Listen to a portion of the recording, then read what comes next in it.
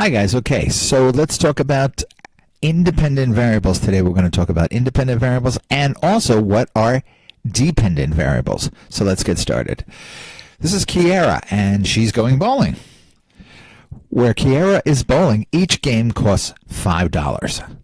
In order to bowl at these lanes, Kiara must also rent a pair of bowling shoes for $4.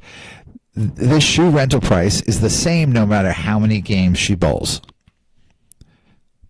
So let's ask a couple of questions. Of which of the following does Kiara have control? The price of bowling a game, the price of renting the shoes, and or the number of games she bowls? Well, we know she doesn't have any control over the price of bowling a game. That's controlled by the place that she's at. She also doesn't have any control over the price of renting the shoes. But she does have control over the number of games she bowls. That's up to her to make that decision, right? Okay, so let's create an algebraic equation that can calculate the total amount it will cost Kiara for any number of games she bowls. Before we do that, let's ask another couple of questions, though.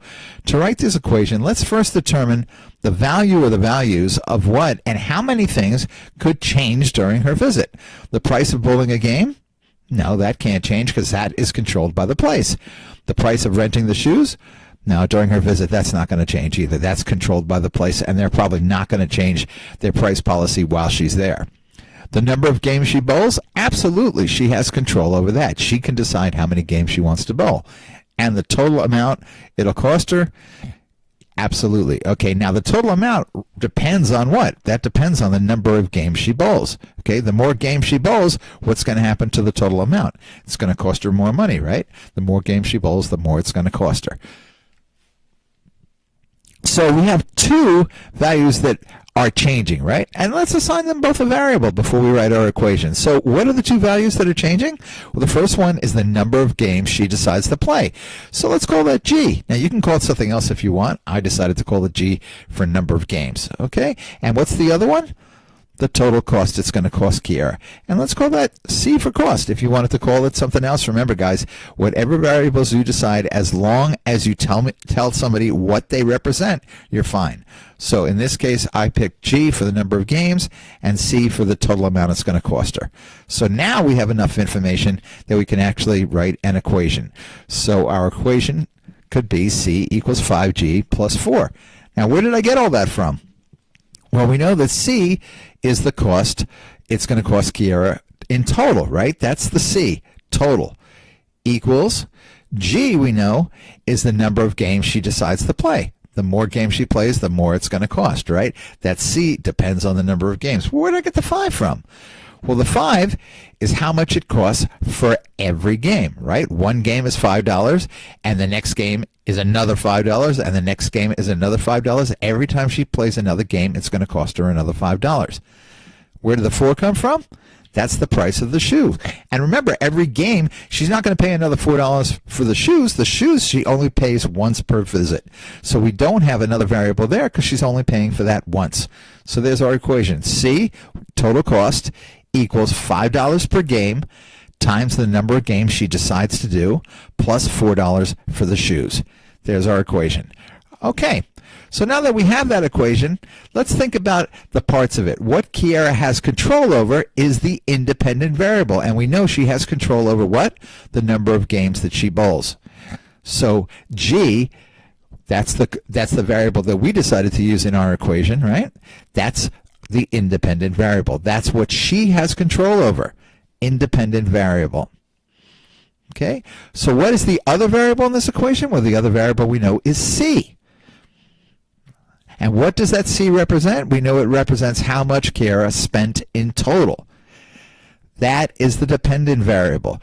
Like we've been saying, guys, the more games, the more money. The more she decides to play controls what? How much it's going to cost her. So that's the dependent variable. So the amount it changes depends on how many games Kiara bowls, right? In other words, the value of the dependent variable depends on the value of the independent variable. The independent variable G, the more value we put in G, the more value is going to go in C, right? The more games we play, the higher the cost.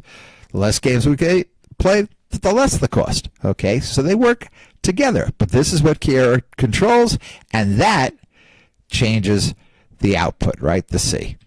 Okay. So the more games Kiera bowls, the larger the value of the independent variable G. As the value of G increases, it makes the value of the dependent variable C increase as well. So in other words, the more games Kiera bowls, the more it's going to cost her in total. Total price depends on the number of games played. So what is an independent variable? The value that you control directly. And think about it, in this case, Kiera controlled how many games she decided to play. What is the dependent variable? The total value that is indirectly controlled based upon your choice of the independent variable's value. So Kiera decided how many games she wanted to play, and indirectly that affected how much it was going to cost her in total. The more games she plays, the more it's going to cost her, right? So that's the difference between an independent variable and a dependent variable. So let's do a couple of wrap-up questions, and if you have any other questions after that, just email me or come see me. The equation W equals 22H calculates total wage W for any number of hours worked. Okay, so H stands for what? Hours worked. W stands for total wage. And the 22, we've talked about those before, that's a coefficient of H. What does that represent? $22 per hour, how much he's making in 1 hour, right? And if it doesn't have to be dollars, we could be talking, if we're in another country, maybe it's pesos, maybe it's yen. It could be any dollar or any payment amount, but we're talking about in the United States, and usually you get paid in $22, right? Okay, so in this equation, what is the independent variable? What do you have control over? Well, why? Why do you have control over that? I'm not going to give you the answer. I want you to figure out what is the independent variable and why, and then I want you to ask yourself and come up with an answer. What is the dependent variable and why? Talk to you soon.